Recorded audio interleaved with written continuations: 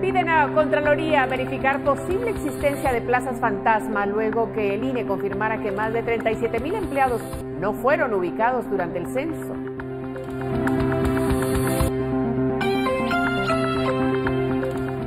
Ex jefe de operaciones del Estado Mayor del Ejército de 1982 a 1983 comparece por videoconferencia en audiencia por un caso de genocidio durante el gobierno de Ríos Montt. Pista principal del aeropuerto La Aurora fue reparada en el 2017 con una inversión de 55 millones de quetzales, pero hoy un bache en el asfalto provocó el cierre temporal del aeropuerto.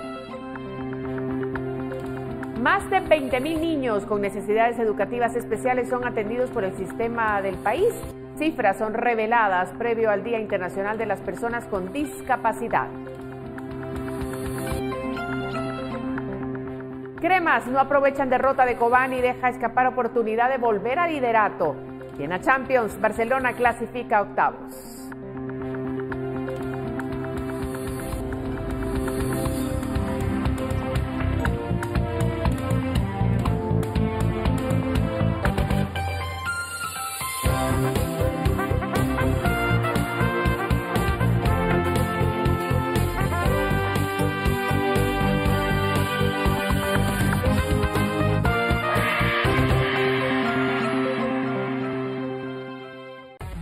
Pachanga, una fiesta de ofertas para equipar tu hogar con marcas increíblemente baratas. Agencias Guay presenta. Llegamos a la mitad de la semana, hoy es miércoles 27 de noviembre, gracias por sintonizar a esta hora la tercera emisión de Noticiero Guatevisión. Tenemos toda la información de la jornada. Vamos a las noticias. Siéntete bien en Farmacias Cruz Verde. Buen servicio no cuesta más. Vamos a hablar esta noche del Instituto Nacional de Estadística, que confirmó que más de 37,000 empleados no fueron ubicados durante el censo. Diputados de la UNE piden a la Contraloría que se verifique si se trata de casos de plazas fantasma. Durante el censo de empleados públicos, el Instituto Nacional de Estadística no pudo censar a 37,944 trabajadores, pese a que se visitaron las áreas de trabajo en más de 2 oportunidades. El Ministerio de Educación tiene la cifra más alarmante con 12,420 plazas. Le sigue Salud Pública con 10,390 y Defensa con 5,735 personas que no fueron ubicadas, pero que sí devengan un salario. Las autoridades del INE aseguraron que no es su competencia determinar por qué estas personas no estaban en su puesto de trabajo. El censo no es un instrumento de control administrativo y de hecho existe prohibición legal para las investigaciones estadísticas para ser usados para fines tributarios o penales. Una persona libremente puede decir hoy su autoidentificación, puede decir su rango de ingreso en los instrumentos del censo y eso no se constituye ni en un delito. El diputado de la UNE, Carlos Barreda, dijo que la Contraloría General de Cuentas debe verificar en dónde están las personas y si se trata o no de plazas fantasma. Además, el congresista cuestionó sobre el censo en el Ministerio de Gobernación porque no fue hecho por el INE, sino por esa dependencia. Ahora lo que corresponde es que la Contraloría audite a esos 37,944, que haga la auditoría y determine si hay plazas fantasmas, si hay irregularidades y en función de eso presente las denuncias correspondientes. La Comisión de Economía volverá a citar a las autoridades del INE y Ministerio de Economía para que brinden más detalles sobre el censo. Además, solicitarán que estos empleados sean dados de baja a menos que demuestren que sí cumplen con sus funciones. Por una Guatemala en paz, Dulce Rivera y Noé Medina. Y una de las diputadas más polémicas de esta legislatura dejará el cargo en los próximos días. En su lugar asumirá una persona ligada a un proceso en un caso de corrupción. Alejandra Carrillo presentó su renuncia al cargo de diputada y 87 congresistas avalaron su dimisión a partir del 3 de diciembre próximo. Carrillo se despidió del Pleno y agradeció el apoyo que, según ella, le brindaron sus compañeros durante los casi 4 años de gestión. Agradecerle a los diputados que aceptaron la renuncia, que tuve el honor de ser diputada por casi 4 años. Que Dios los bendiga, que los ilumine en sus metas que tengan para un futuro que sepan que aprendí mucho, directa o indirectamente, de ustedes, y que seguramente en algún camino nos volveremos a topar, y que sepan que ahí tienen una amiga. Muchas gracias, que Dios los bendiga, es un sabor agridulce. Muchas gracias a todos. Amílcar Alexander Castillo Roca, exdiputado del extinto Partido Patriota y ligado a un caso de Plaza Fantasma, reemplazará a Carrillo en el Congreso por 1 mes y 11 días, pues el periodo concluye el 14 de enero del 2020. La legisladora llegó al Congreso en el 2016, cuando fue electa por el Listado Nacional en representación del Partido Patriota, pero transfugó a la bancada del Movimiento Reformador. En las elecciones de este año se postuló con el partido Podemos, pero no logró los votos suficientes para seguir en el Congreso. Carrillo fue cercana a la expresidenta Roxana Valdetti, cuando fungió como directora de Conjuve, y pese a que aseguró que su renuncia se debía a motivos personales, desde que se aprobaron reformas a la Ley Orgánica del Instituto Nacional de Atención de la Víctima, se rumoró que la parlamentaria sería nombrada como directora de esa entidad. Por una Guatemala en paz, Alejandra Arriola y Noé Medina. Cambiamos de tema completamente. Durante 4 horas, el Aeropuerto Internacional Aurora estuvo inhabilitado por daños en la pista principal. Autoridades de Aeronáutica Civil dieron a conocer que estas fueron causadas por humedad retenida. El Aeropuerto Internacional Aurora cerró operaciones a partir del mediodía de este miércoles debido a daños en la pista principal que impedían el despegue y aterrizaje de aeronaves, por lo que autoridades tomaron esta disposición para no poner en riesgo la seguridad de las personas que tenían previsto arribar a la ciudad. Para comentarles que a las 11:45 de esta mañana se reporta un desprendimiento de pavimento flexible entre las intersecciones Indian y Juliet, a una distancia aproximada de 625 metros desde el umbral 02.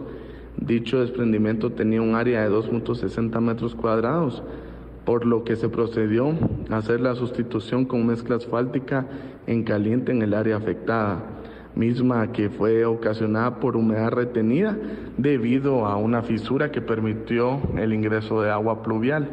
Mientras se realizaban las reparaciones, el aeropuerto de San José Escuintla funcionó como terminal de espera, y a eso de las 16 horas, el aeropuerto inició operaciones nuevamente. Según la Dirección General de Aeronáutica Civil, en 2017 se hizo una inversión de 55 millones de quetzales a la pista del Aeropuerto Internacional Aurora. Este martes, el presidente electo Alejandro Yamatei dio a conocer su intención para que sea la municipalidad capitalina la que administre este aeropuerto, sustituyendo así al Ministerio de Comunicaciones. Con imágenes de Carlos Hernández, por una Guatemala en paz, Nimsi Rosales.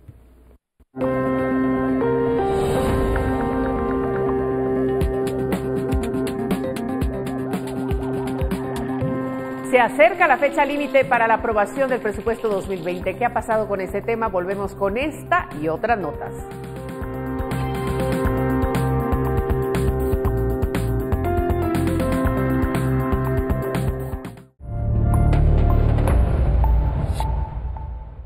El pulso político continúa en el Congreso para aprobar el presupuesto del 2020. Hoy fracasó el intento del gobierno electo porque se conociera con los cambios propuestos. El diputado Raúl Romero de Fuerza presentó de forma oficial las 13 enmiendas que propuso el gobierno electo para modificar algunas asignaciones de recursos en el presupuesto de 2020. Durante la sesión plenaria de este miércoles, el diputado Boris España presentó una moción para alterar el orden del día y entrar a conocer el presupuesto, pero la votación fracasó, ya que solo 47 congresistas la avalaron. Por ahora, la directiva del Congreso no ha convocado a una nueva sesión, pese a que el plazo para aprobar el presupuesto vence el sábado próximo. Creemos que lo importante es que todos los bloques legislativos tengan un tiempo adecuado para poder analizar las enmiendas y poder fijar una postura. Creo que lo que procede en este caso es que ahora se convoque a la instancia de jefes de bloque para que la instancia de jefes de bloque decida si se convoca a sesiones extraordinarias que podrían ser el día viernes o sábado para discutir específicamente el tema de presupuesto. Nosotros siempre hemos señalado y seguimos en la misma posición que lo que queremos es un presupuesto transparente, un presupuesto que priorice las verdaderas necesidades de la población y que verdaderamente permita que el gobierno pueda abordar los temas como salud, seguridad, educación. La no aprobación del presupuesto se debe a un pulso político entre dos grupos, uno que apoya la propuesta de la Comisión de Finanzas y el otro que respalda lo propuesto por el gobierno electo, encabezado por Alejandro Yamatei. Desde la semana pasada se han presentado mociones para conocer el presupuesto, pero ninguna ha logrado los votos. Por una Guatemala en paz, Dulce Rivera y Noé Medina. Y es momento de hablar de Luis Enrique Mendoza García, quien fuera jefe de operaciones del Estado Mayor del Ejército de 1982 a 1983, durante el gobierno de facto de Efraín Ríos Montt. Él compareció por videoconferencia ante el juzgado en audiencia de primera declaración por un caso de genocidio. Empezó la audiencia de primera declaración de Luis Enrique Mendoza García, militar en situación de retiro, quien fue director de la sección de operaciones del Estado Mayor del Ejército durante el gobierno de facto de Efraín Ríos Montt de abril de 1982 a agosto de 1983. La diligencia se inició en el juzgado de mayor riesgo C, 5 meses después de haber sido capturado. La comparecencia fue por medio de videoconferencia debido a que fue sometido a una intervención quirúrgica. El señalamiento del Ministerio Público es por masacres y muertes en el área Ixil, en Quiché. En la aldea Chocolá, Santa María, en Eval, Quiché, el 19 de abril de 1983, soldados del Ejército de Guatemala dieron muerte como mínimo a Magdalena Raimundo y Nicolás Cobo Raimundo. Mendoza García, antes de declarar, pidió al juez de mayor riesgo C, Jimmy Rodolfo Bremer Ramírez, conocer el expediente de imputación. La complejidad de los delitos por los cuales se le están intimando al sindicado hacen de que, pues, a consideración de este orden jurisdiccional, lo prudente es que se le pueda dar el derecho de poder reproducir o en su caso tener una copia de la intimación que se le hizo en este momento. En el mismo caso en el que es implicado Mendoza García, estuvo procesado y condenado, aunque se anuló esa sentencia, Ríos Montt, y también Mauricio Rodríguez Sánchez, quien fue absuelto por un tribunal en septiembre de 2018. Por una Guatemala en paz, con imágenes de Juan Diego González, reportó Edwin Pitán.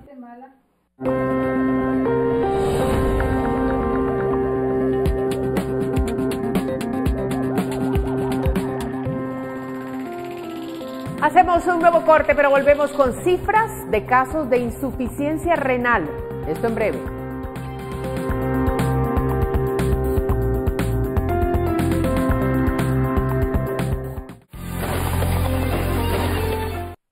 ¿Qué tal están? Qué gusto acompañarles en esta noche. Es momento de compartir con ustedes el pronóstico del clima para las próximas horas, donde continuamos con efectos de alta presión. Tendremos un ambiente fresco en la mayor parte del territorio nacional, bajas en las temperaturas, especialmente sobre el centro y el occidente del país, además que se pronostica ingreso de nubosidad en el territorio nacional, especialmente para esta noche y madrugada de mañana. Veamos las condiciones precisamente a esta hora de la noche a través de la gráfica del territorio nacional, donde se espera una noche despejada para el departamento de Petén, lluvias para el Caribe, Alta, Baja Verapaz y muy pocas nubes para el resto de los departamentos en el territorio nacional. Veamos las condiciones para los próximos 3 días, específicamente en la ciudad capital se espera para mañana jueves lluvias con una temperatura máxima de 26 grados centígrados. Para los días viernes y sábado, cielos parcialmente nublados y las temperaturas máximas se estarán registrando entre los 25 y 26 grados centígrados. La salida del sol esperamos mañana a las 6:09 de la mañana y se ocultará a las 5:30 de la tarde. A continuación les compartimos la siguiente recomendación, ya que se pronostica el ingreso de 14 frentes fríos entre el mes de diciembre de 2019 y marzo del 2020. Los efectos que se estarán sintiendo será lluvia, especialmente sobre los departamentos en la región de la franja transversal del norte, el departamento de Petén y el Caribe, mientras que en el centro y el occidente se esperan bajas en las temperaturas, además que se pronostica que la velocidad del viento alcance entre los 60 y 70 kilómetros por hora. Relacionado a estas condiciones, se estarán habilitando diferentes albergues en distintos puntos de la ciudad. Para mayor información, siga con nosotros en la emisión de Noticiero Guatevisión. Gracias, Pamela, por ese reporte. Mire, caminar por la noche o madrugada por San Pedro Zacatepeque, San Raimundo y Choarrancho, según los vecinos, no representa ningún peligro. Y es que, según la PNC, además, son los municipios del departamento de Guatemala con menos incidencia de violencia.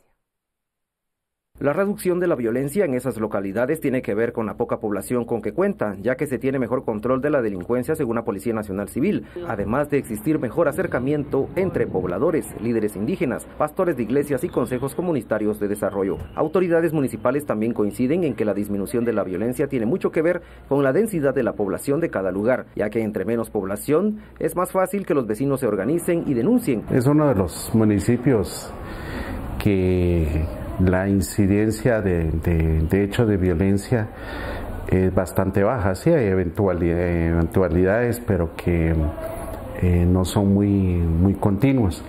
Dado que en alguna época la organización comunitaria pues evitó la proliferación de grupos como maras, delincuencia común. Según los vecinos, la localidad es muy tranquila y pueden caminar sin ningún problema a altas horas de la noche y durante la madrugada. La verdad es muy tranquilo, sí, es muy pacífico, la verdad. Las personas que están acá son muy amables, o sea, sí, no vienen a atacar, sino que más bien a ayudar. Puramente delincuencia aquí no hay, pues algunas veces ha sucedido que han traído, o sea, que han aparecido algunos muertos, más que todo en la carretera que va para Guate y también para Santiago. Guatemala, Villanueva, Misco, San Pedro Yampuc, Amatitlán y San Juan Zacatepeques, según datos de la Policía Nacional Civil, han sido los municipios del departamento de Guatemala donde se han cometido más homicidios por arma de fuego durante 2019. En la ciudad de Guatemala, hasta el 31 de octubre último, hubo 568 muertos por violencia, 184 en Villanueva y 147 en Misco, mientras que en San Pedro Zacatepeques hubo 2, San Raimundo 1 y Chuarrancho 0. Con imágenes de Carlos Hernández, reporta para Noticiero Guatevisión, José Manuel Patzán. Vamos a otro tipo de información, porque la insuficiencia renal crónica es una de las primeras 6 casos de muerte en el país y se incrementa cada año, según registros médicos.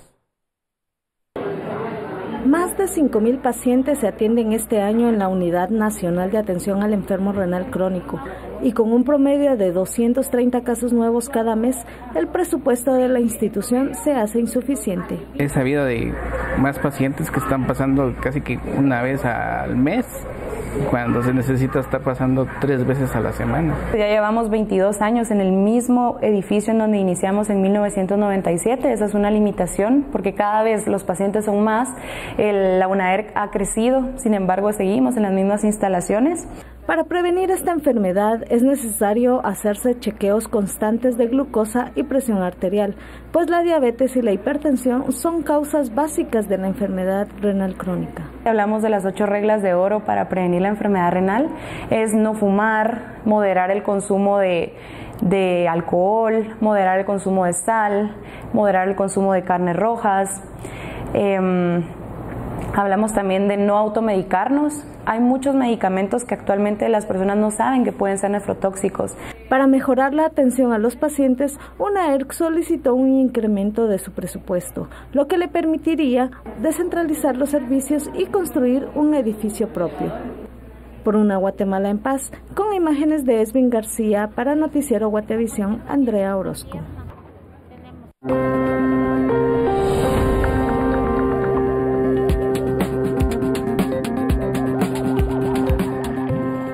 Damos paso al programa Razón de Estado, pero cuando regresemos, cosecha de café genera una alta expectativa. Volvemos después de Razón de Estado con eso y más.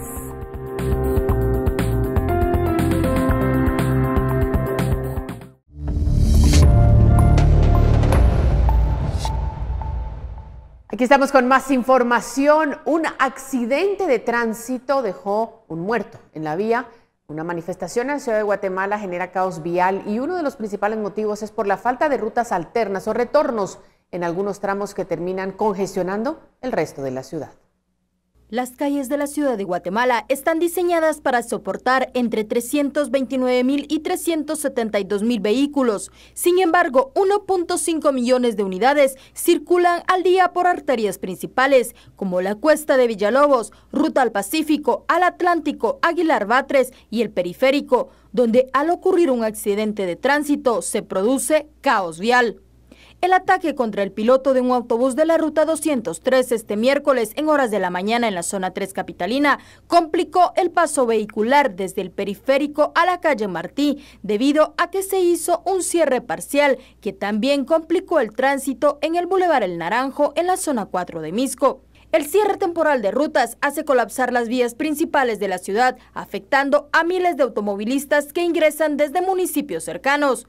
Según la entidad metropolitana reguladora de transporte y tránsito, hay acciones para agilizar el tráfico vehicular en algunas áreas o arterias que se ven afectadas, pero en otras no hay rutas alternas o retornos, como lo ocurrido en la bifurcación del periférico a la calle Martí, que tras el cierre de un carril causó unas 2 horas de tráfico. Amílcar Montejo, director de comunicación de Emetra, indicó que estas complicaciones solo se dan en algunos puntos de la ciudad, donde no existen rutas alternas. Las principales áreas de congestionamiento en la ciudad son el Trébol, donde se unen las zonas 13, 12, 11 y 7, Calzada Aguilar Batres, donde se une la Villalobos y que no tiene ruta alterna desde el Segma hasta el puente Villalobos y viceversa. Avenida Petapa, ruta a El Salvador, Santa Catarina Pinula, Calzada Roosevelt, que desde el kilómetro 17 en dirección occidente hasta la entrada a San Cristóbal en Misco, solo cuenta con un retorno. Calzada San Juan, calle Martí y puente Belice. Por una Guatemala en paz, Andrea Domínguez. Y vamos a cambiar el tema porque el Comité de Cafés Diferenciados de Ajexport anunció el inicio de la cosecha 2019-2020. En esta nueva plataforma esperan tener el mismo impacto económico que la cosecha pasada, en la que se exportaron 3.6 millones de sacos de café. La cosecha 2019-2020 será cultivada por 60 productores y exportadores del Comité de Cafés Diferenciados de Ajexport, que impactará a alrededor de 20,000 familias guatemaltecas. Dicha comisión utilizará la plataforma Coffeeverse, que está enfocada en generar negocios para el café guatemalteco. Esta plataforma básicamente es comercial. Hay muchos temas que hablar, técnicos de procesamiento, de agricultura, de tecnificación de otros tipos, pero esta es específica para comercializar mejor nuestros cafés especiales de Guatemala, que son tan requeridos mundialmente. Guatemala produce 10 variedades de café especial y en la cosecha pasada se exportaron 3.6 millones de sacos de café de 60 kilogramos, cifra que se espera llegar o pasar en esta cosecha. Estamos siguiendo a la Unión Europea con mucho éxito y también estamos aperturando mercados en Asia y Oceanía con mucho reto, con tener nuestros cafés con una trazabilidad importante, con sabor, con cualidades sensoriales de primera. El café tostado ha tomado gran relevancia y ha tenido crecimiento en exportación. Hasta este año, del total de la exportación, el 12% era tostado. Actualmente ya llegó a los 6% y se prevé llegar en el 2020 a 10%. Por una Guatemala en paz, Paula Osaeta y Fernando Cabrera. Y el INTECAP entregará el próximo 4 de diciembre el galardón de la productividad y competitividad Ricardo Castillo Sinibaldi a una empresa que opera en el país. 9 empresas son las nominadas este año al galardón de la productividad y competitividad Ricardo Castillo Sinibaldi, otorgado por el Instituto Técnico de Capacitación y Productividad INTECAP. Este galardón se entrega anualmente y es una distinción honorífica a aquellas empresas que, a través de la excelencia técnica operativa, han elevado los estándares de rendimiento de los sectores económicos del país. Es un galardón que realmente es ganado. Es un galardón en el cual las empresas que participan son todas líderes en sus mercados y eso es importante porque quiere decir que la gente sí quiere el ser reconocida y sí quiere que los productos guatemaltecos sean conocidos en otras partes fuera de Guatemala. Así que es un orgullo para nosotros, para INTECAP es muy bueno y creo que para el empresario que lo recibe es muy meritorio. Las empresas nominadas son Bayer Corporación Litográfica, Desarrollos Palo Blanco, Finca Santa Irene, Finca Santa Ana, Gold Grains, Ingenio Pantaleón, Mainco y Mixto Listo. Una de ellas recibirá el reconocimiento el próximo miércoles 4 de diciembre. Nosotros vemos qué estrategias o planes de acción las empresas hacen en el tema de mejorar la productividad, que lleva implícito que puede darse y debe darse la innovación, en el tema de la competitividad, en el tema de crecimiento local e internacional y en el tema principal para nosotros como INTECA, por ser una entidad de formación técnica profesional, verificamos que las empresas estén invirtiendo en el recurso humano, en temas de capacitación y desarrollo de sus trabajadores. Este galardón, que se ha entregado desde hace 16 años, lo ha recibido el IRTRA, Hotel Casa Santo Domingo, Guatevisión, Cervecería Centroamericana, Banco Industrial, entre otros. Por Una Guatemala en Paz, Paula Osaeta y Fernando Cabrera. Bueno, y vamos a continuar, tenemos más información. Al menos 20,000 niños y niñas con discapacidad asisten a estudiar, según los datos del Ministerio de Educación, quienes presentaron los avances en el marco de las actividades para conmemorar el 3 de diciembre, el Día Internacional de las Personas con Discapacidad. Dentro del sistema educativo se contabiliza a 20.340 estudiantes reportados con necesidades educativas especiales, asociados o no a la discapacidad, por lo que la Dirección General de Educación Especial ha habilitado 42 centros de recursos para educación inclusiva. Aumentó la cantidad de becas para los niños que están con alguna discapacidad y eso favorece la posibilidad de que lleguen más a la escuela. Ser un alumno con necesidades diferentes en un mundo creado para personas regulares es un reto, tanto para el estudiante como para los educadores. Es por eso que se capacitó a 512 docentes y 84 tutores este año, a través del Diplomado en Educación Inclusiva Virtual apoyado por la cooperación alemana y el Diplomado en Discapacidad Visual y Sordoceguera. Lo más complicado es la actitud, que bien mencionaba también. Depende de la actitud del maestro, si estamos hablando de educación superior, de esa actitud del docente, del abordaje que le va a dar a la persona con discapacidad, independientemente de qué tipo de discapacidad se tenga, es la actitud de ese docente, de cómo hacer llegar ese conocimiento. 5.558 alumnos con discapacidad han sido becados por el Ministerio de Educación para garantizar así una mejor cobertura educativa. Y es que según recomendaciones del Comité de Expertos de la Convención de los Derechos Humanos de las Personas con Discapacidad, en relación a su artículo 24, el Estado de Guatemala debe prestar atención especial a la baja escolaridad de niños y niñas con discapacidad en zonas rurales y comunidades indígenas. Por Una Guatemala en Paz, Diana Cabrera y Eric Ávila.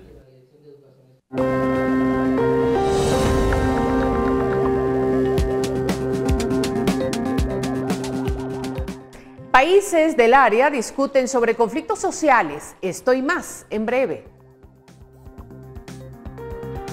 Inicia el Foro Regional de Transformación de Conflictos que se lleva en Guatemala. En él se discute la problemática de Latinoamérica y el Caribe. Participan más de 10 organizaciones. Guatemala refleja conflictividad principalmente en Alta Verapaz, Huehuetenango y Petén. Además, se solicita ratificar el acuerdo de Escazú. Pero, ¿de qué se trata? A continuación se lo contamos. Latinoamérica y el Caribe afronta conflictividad por la utilización de los recursos naturales. Con el objeto de crear una solución a la problemática, más de 20 países firmaron el Acuerdo de Escazú en marzo del 2018. Este miércoles en Guatemala se discute la relación con el acceso a la información, la participación ciudadana y el acceso a la justicia ambiental, como parte de los ejes de dicho acuerdo. Que es precisamente los derechos de acceso a la información, a la participación en la justicia, en asuntos ambientales, además de brindar un reconocimiento a los defensores de derechos humanos en asuntos ambientales.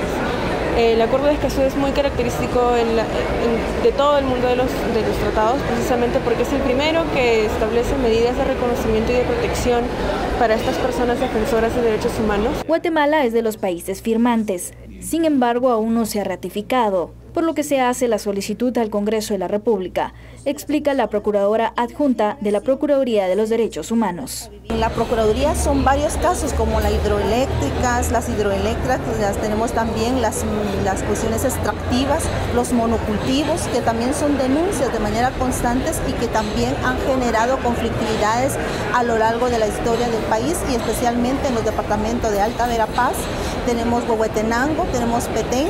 En el foro participan más de 45 expertos y participan más de 10 organizaciones internacionales. Además, el foro será 2 días. Finaliza este jueves. Los temas ambientales competen a todo mundo, explica la ecuatoriana Yolanda Cacabasde. Principalmente surge de un abuso de los recursos naturales y una inequidad en la distribución de los beneficios de esa explotación. Y encontramos que América Latina está plagada de conflictos y no sabemos cómo manejar el conflicto. Este foro se reúne periódicamente para trabajar ese tema. Por una Guatemala en paz, Verónica Orantes y Miriam Figueroa. Cambiamos completamente el tema y vamos a retomar una información que le presentamos hace algunos días, porque los 3 tigres que fueron rescatados de los circos de Guatemala, que estuvieron más de 18 meses en cautiverio en 2 lugares en nuestro país, han llegado a su hogar en el santuario Big Cat Rescue en Estados Unidos.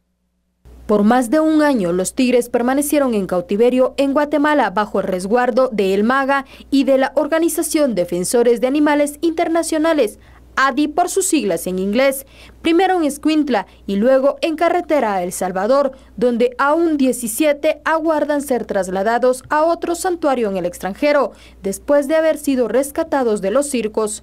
Ahora Kimba, Max y Simba finalmente llegaron a su nuevo hogar en un santuario ubicado en Miami, Estados Unidos, luego de pasar una vida dentro de los circos en el que eran entrenados e incluso maltratados.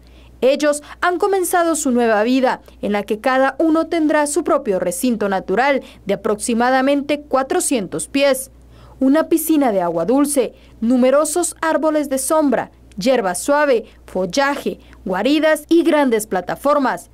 También tendrán atención médica y dental en el Hospital Memorial. Este es uno de los mayores rescates internacionales de felinos exóticos que ha realizado el santuario en más de 20 años. El santuario Big Cat Rescue proporcionó $85,000 para el traslado de los tigres, incluido el vuelo desde Guatemala hasta Miami, fondos que fueron recolectados por medio de donaciones en el extranjero. La organización ha indicado que se necesitarán unos $10,000 al año para la alimentación y $400,000 para el cuidado veterinario de cada felino, algo que esperan ir recolectando también por medio de donaciones. Por una Guatemala en paz, Andrea Domínguez.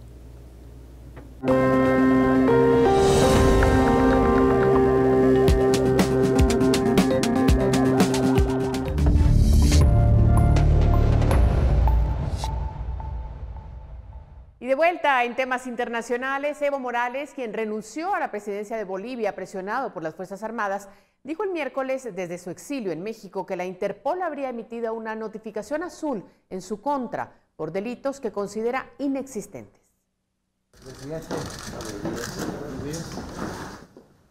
Evo Morales asegura que es buscado por la Interpol. El expresidente de Bolivia, aislado en México, dijo este día que es señalado por una decena de delitos como de alzamiento armado y financiamiento al terrorismo, pero dijo que en el fondo todo es una cuestión de racismo por ser indígena. Quiero decirles, esta comunicación, notificación de los países, de la notificación azul de Interpol, Argentina, Perú, Brasil, Chile, Paraguay, Uruguay, Venezuela, Colombia, Ecuador y México. Y esto ya estoy buscado. La Interpol explica en su portada de internet que las denominadas notificaciones azules sirven para recopilar información adicional sobre la identidad de una persona, ubicación o actividades en relación a un delito. Solo son públicas las rojas, las que son de captura. Por otro lado, Morales dijo que fue invitado por el presidente electo de Argentina, el peronista Alberto Fernández, a su toma de posesión el próximo 10 de diciembre. Hay una invitación argentina para la posesión del presidente electo Fernández, todavía no hemos decidido. Importante informaremos de participamos, ¿no? Agradezco esta gran invitación que es como acto de solidaridad. Morales llegó como asilado político a México el 12 de noviembre luego de renunciar a la presidencia de Bolivia en medio de una crisis postelectoral en la que la oposición lo acusó de reelegirse por unos comicios que tachaban de fraudulentos. Con información e imágenes de la agencia AFP por una Guatemala en paz, Gabriela Cruz. De vuelta a nuestra Guatemala en la cultura, más de 50 músicos y 60 voces se unen esta semana para revivir una misa que se estrenó en el siglo XIX y que fue dedicada a un personaje que marcó la historia musical.